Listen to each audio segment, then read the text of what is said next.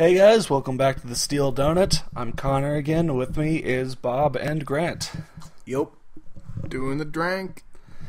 We just stumbled upon this story. It's called The Right Move. It's in miscellaneous books, so we don't really know which one. And we also don't know who the characters are in the story, so we're just gonna kind of go with the flow. Yeah, we're just gonna go with the flow, see how this takes us. So, Jerry Toppler was beaten up until he was 15 in his past life in Florida. I have no idea what that's supposed to mean. He was always asked about his parents who he never knew. Now living in New York City, he is training for the inevitable. What the fuck? So I'll just begin. Yep. The Right Move. Chapter 1! Jerry Toppler. This was the name of a man who had no family and no hope. He was 23 years old, living in an apartment on the east side of New York. All day he would practice martial arts. He had mastered the art of kung fu and karate. I love those commas. He had been studying balancing techniques for a year now. Once again. The reason for all of this training was because since he was 15, people had been chasing him and beating him down, and questioning him about his family. Hold on, I gotta stop you again. In the description it says he was always asked about his parents who he never knew, and they're always asking him about his parents. Yes. People are chasing him down to beat him up, going, "Where the fuck are your parents, kid?" And he's like, "I don't fucking know, I don't know them." He had no idea what they were talking about. Well, obviously. He decided that he needed to move and be able to protect himself. He moved to New York when he was 17. He waited 2 years. He had just received information that his old foes had found out where he lived. Like, now, Or when he moved. or the reason he moved. Whatever. I have no Question: Where did he live before that? lived Who did he live with? Anytown, USA? Yeah. Toppler had many weapons, but none of them were guns. Only swords and knives and other deadly objects. Yeah, like sharp chairs. Umbrellas. Umbrellas, yeah. Jerry had one knife in particular that his uncle had... Uncle? How does he not know who his parents are? He knows who his uncle is. He never thought to ask, it never came up. Jerry had one knife in particular that his uncle had received when he was 16. I guess the uncle was 16. Uncle received it when he was, yeah. The blade was only 1 inch long, but he had found a way to make it the most deadly weapon in his arsenal. An inch long? That's like a goddamn spike. Yeah, it's like a letter opener or something. How long would you say the handle would have to be just to hold the damn thing? The handle's probably like a foot long. Yeah. And like the blade is just an inch. The blade's just an inch. It's like a reverse katana. It's all handle and then no blade. No blade, yeah. It's a shower, not a grower. Alright, so it's the most deadly weapon in his arsenal because in the small holster that held the knife was lined with snake venom. That was a sentence. Once the knife pierced the skin, the victim was poisoned. Oh! He also carried around 3 other knives that were 4 inches long that were meant for throwing only. Yeah. Also, he kept a large sword on his back. Oh, just toss that on there, yeah. So, I don't think He it's... never used it. He just kept it on his back. Yeah. I don't think it's the tiny knives you'd need to worry about. How did he make a 1 inch long blade his most deadly weapon when he's got a fucking sword? He walks around East Manhattan with a sword on his back. It says that the poison is what makes it deadly, but just put poison on your sword and you kind of get the same thing, but you get more cutting power. No, the police keep taking away his sword and they miss the 1 inch long blade because they think it's just a stick of wood. Stick, yeah. Alright. It was a Saturday, and I, Jerry Toppler, had just heard about my old friends. So I was referring to myself in the third person before. Was third person, now first person. Okay. I, Jerry Toppler, had just heard about my old friends who have now discovered where I live. On every Saturday, I would go to the same pizza shop and have 2 slices of pepperoni and a medium Coke. Hold on, can I keep interrupting you. If I was running away from people who were hunting me down, I wouldn't make a routine out of my week. I would try to change up my patterns so that people wouldn't be able to find me. See, maybe he wants them to find him so then he could just destroy them. Yeah. Yeah, now he's got... Now he's got him. Where does he get all this snake venom? He has to catch the snakes himself. Yeah. And sat at the same table. I looked over a few tables left and saw some people in all black clothing. They were staring right at me. I grabbed my iPhone and sent a text, "I think they're here," to my good friend Peter Jacobson. That's a name. Peter Jacobson. Jacob Peterson. I'm sorry to any Peter Jacobsons out there. He was the only one who knew my life back in Florida and was the only person I trusted. I took a bite out of my pizza slice and felt my phone vibrate. Peter replied saying, "I will bring the car. Wait till I get there." Seeing as it was New York City, I thought he would be a while. Especially if he's in Florida. No, I don't think he's Whatever. It's not clear. 20 minutes later, I saw a black Dodge Challenger pull up outside the shop. I stood up and left $15. $250. I like to be generous. $250. $250. I like to be generous. No, you left $15. What are you? I think he means tip, but And we didn't know how much the thing was. Also, okay. Wait, you got 2 slices of pizza and a medium Coke for $12.50? Christ on a cock! Where's he going? New York City. New York City. Okay. Just as my hand reached fro the door, one of the men dressed in black swung a club at my head. You didn't see him coming with a goddamn club? I whipped my arm around and grabbed the club with my right hand. I smiled once I saw the fear in his eyes. Why is that a side note? I smiled my psycho smile. Alright. Ed twisted the weapon around to the right. I punched him in his side with my left arm. He dropped to the ground and let go of the club. The other man charged me with a bat and swung it at my torso. I leaped back, dodging the bat, and then quickly leaping towards him with a deadly kick to the chest. Hold on. Okay, wait a minute. He was alarmed that these guys were wearing all black. Wouldn't you be alarmed that one of them was wielding a club and the other one had a baseball bat? No, it's New York City. Oh, everybody. I mean, he has a sword on his back, so... They were coming back from baseball practice. It was the New York Yankees, but... had a club? It was, you know... Oh, it was a turkey club. No, yeah. he was an Eskimo. Oh, okay. Okay. Kicked a dude in the chest. Deadly kick to the Deadly kick to the chest. He wheezed and slowly fell to the ground, bringing a chair with him. He died. It was a deadly kick to the chest. Yeah. He just killed a guy with a kick to the chest. What is he, a horse? The Challenger's window rolled down as I saw Peter's face appear.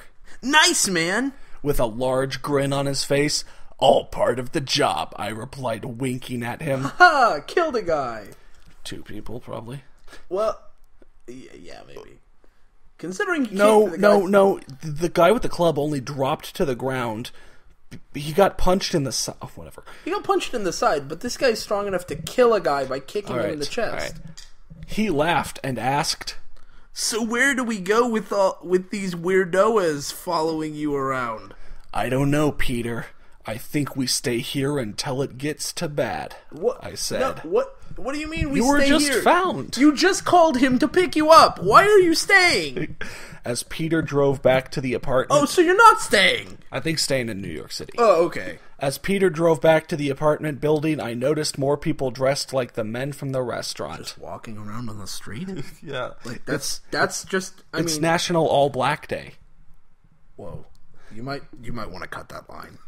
That sounds really bad. Do you want to make a different joke? No. Okay. Can I make the same joke? No. All right, when we stop. "Hey, Peter," I asked. What? He responded. "Remember that girl you met last year? What was her name?" I asked. Her name was Gail. Sivler, yay, what about her? What? He said. I then responded with a determined look on my face. "I think we should go give her a visit." Peter then said, Ugh, but if she wants someone to love, I call dibs. We both laughed. I'm running for my life. All right. So people, they beat him up asking about his parents, but they just beat him up, and he just murdered 2 people, or at least 1 person. And also, he's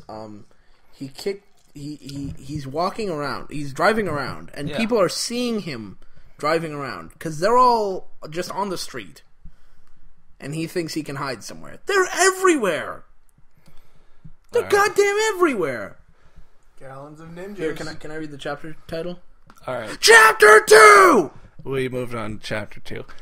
We just arrived at Gail's apartment on the north side of New York City. I got out of the car, and Peter asked, What are we doing here, man? I responded by saying, I think she knows about my parents' history. What? I'm going to assume that whatever book this is taken from, they know each other, but it's miscellaneous. I opened the door and walked in with Peter to my left. How would she know anything about your parents? Said Peter as he pushed the button on the elevator. I responded by saying, I just have a good feeling. What? That's not... What? Jerry, whoever, master detective. Yeah, Jerry Toppler. The doors of the elevator opened, and Peter and I walked in. I pressed the 6 button on the control pad. I've never heard of elevator buttons referred to as a control pad. The doors closed, and the typical elevator music played. Peter pulled out his Android phone, saying, I don't know if I can read this line. Do it. Forget this lame music.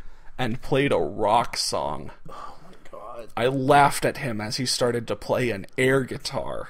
I soon joined in with him as I pretended to play the drums. Oh, you wait, he can be the elevator. Ding! Nice. Went the elevator. We hadn't heard the noise due to the music. Oh my god. The doors opened when we were still headbanging and playing our fake instruments. A woman came into view and in an angry tone said, You damn kids, get out of the elevator. I have to leave. We suddenly stopped. I'm sorry, ma'am. I lied. Sorry. As we walked out of the elevator, I pushed all of the buttons on the control pad. The lady looked at the pad. As the doors closed, she started to say, Son of... We laughed. Son of beast. Shit. Shit. As we walked down the hall, I said to Peter, that should teach her. Dude, you're great. Responded Peter. Wow, this guy's just jacking off to his own character. We finally arrived at Gail's apartment. I knocked on the door 3 times. I heard a female voice shout, 1 minute. I'm not decent. Wow, thank you for that voice. Peter looked at me and smiled. I can picture her now. If you can tell, Peter's voice changed. I smirked at his remark.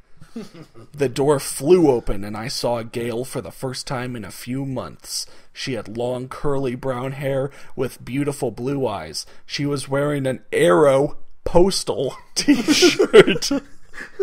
It's one of the off-brands. Yeah. And some fuzzy pajama pants. Nine times out of 10 when they describe someone as having beautiful blue eyes, the main character is about to fuck that person. Fingers crossed. All right. Guys, I miss you so much. Come in. Come in. She said with a large smile on her face. Oh my god. Peter and I walked in and observed the small home. Apartment. You're right. What are you talking about? To the left, there was a small kitchen. Past the kitchen, there was a room with a chair and a couch facing a 40-inch plasma screen Get TV. out of here, a fucking chair? What the fuck did you get a chair in there? I remember when I didn't have a chair. Yeah. It was fun. I had a nice floor. Yeah.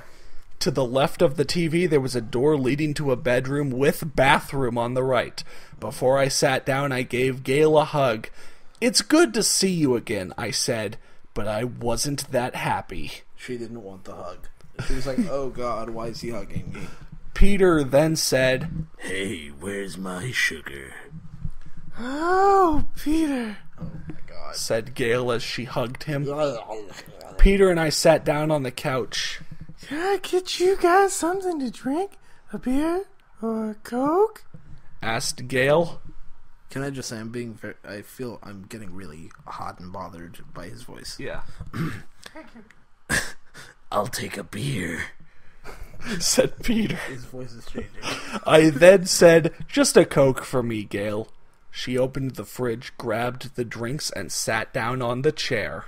So what brings you guys here? Jesus, asked Gail. I need you to tell me about my parents. You knew the people that attacked me at the pizza shop. Jumping to conclusions. Did Gail even know about that? Gail, her reaction's pretty priceless. Gail had a shocked look on her face. I'd be shocked too, but her question is really confusing. How do you remember that? Wait, didn't that happen like 5 minutes ago? Yeah, said Gail. With a determined look and a serious voice, I said, Serious voice. with my past, you remember everything. What does that mean? I want to say that to someone and see what they say.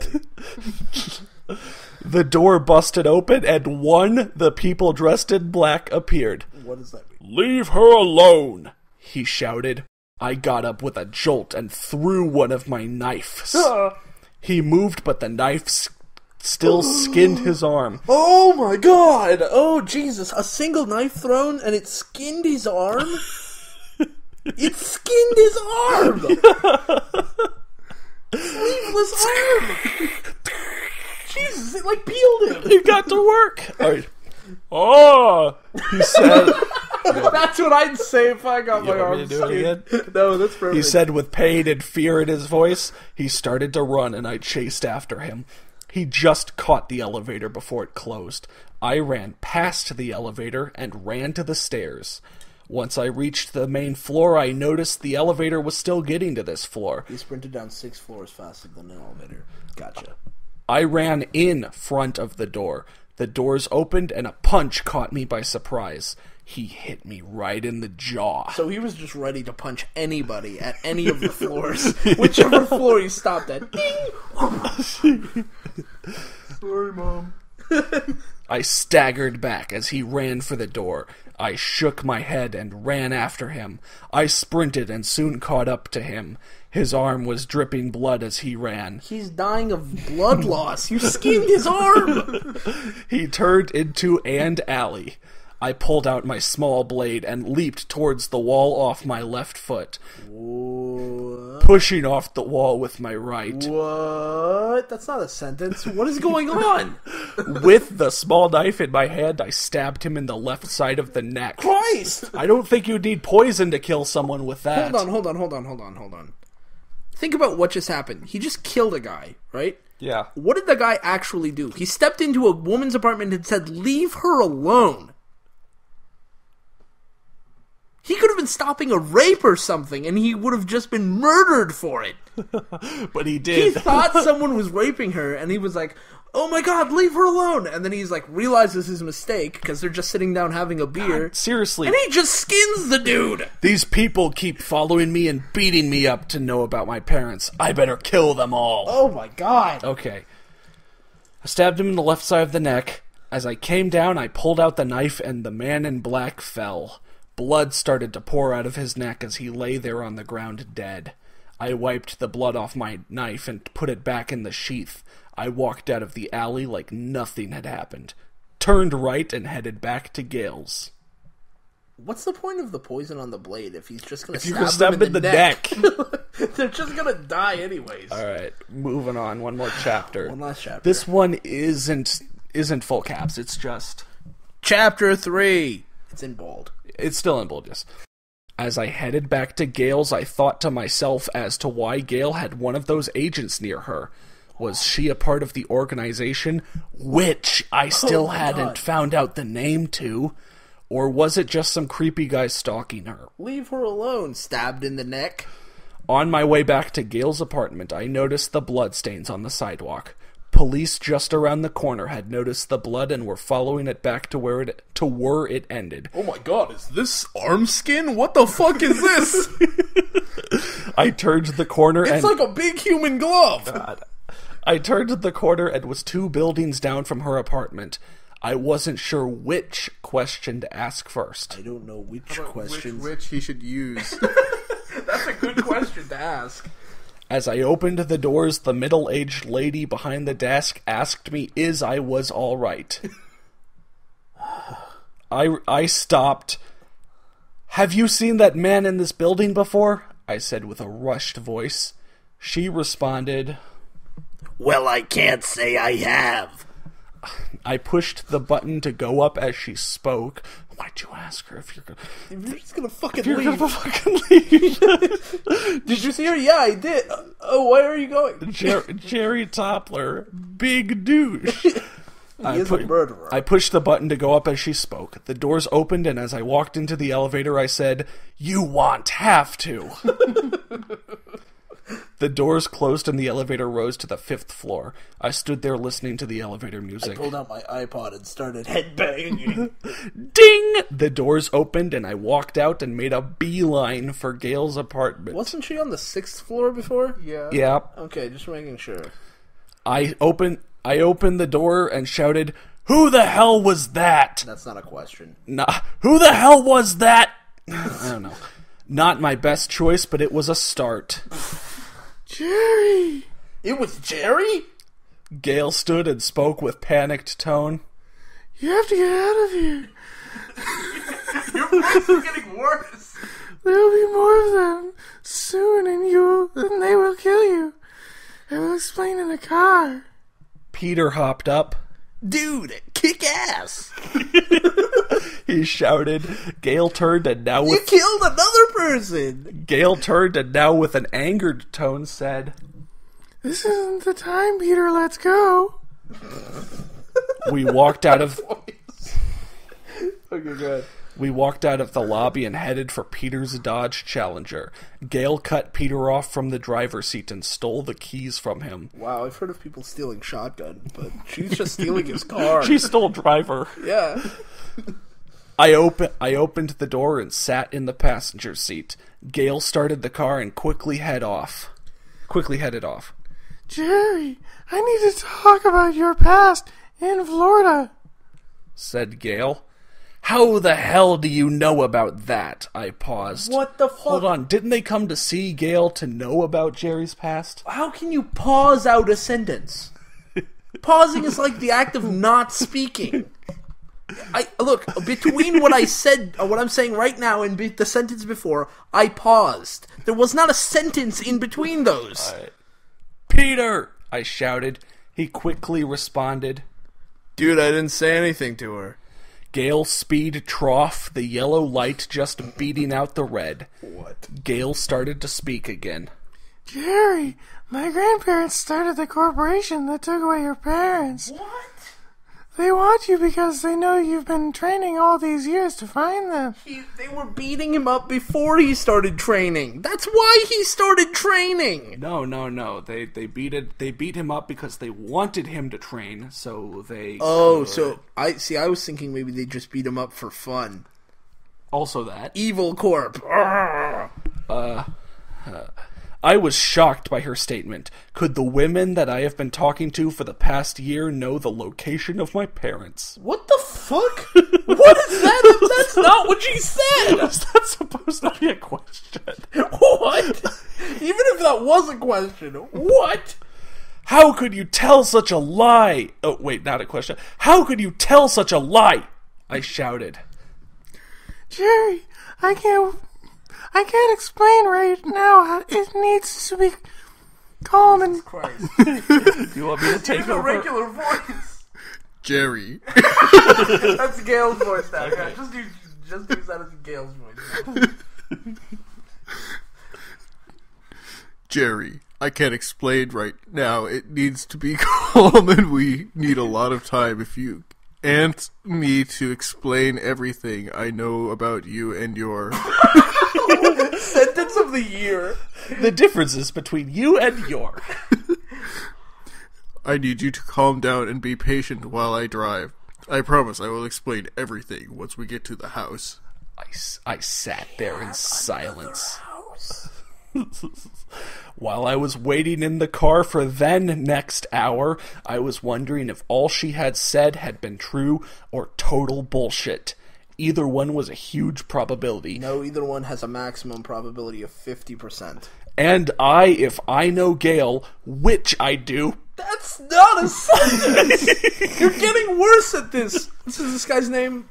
We'll see later. She was telling the truth, and I wasn't about to risk it by bitching about how I thought she was a complete liar. So you don't think she was telling the truth? Because you think she's a liar! We stopped for gas, and Peter spoke for the first time the entire ride. I'm gonna get a soda. Jerry, you want anything? Just some water and a packet of sugar. I did that earlier. Yeah.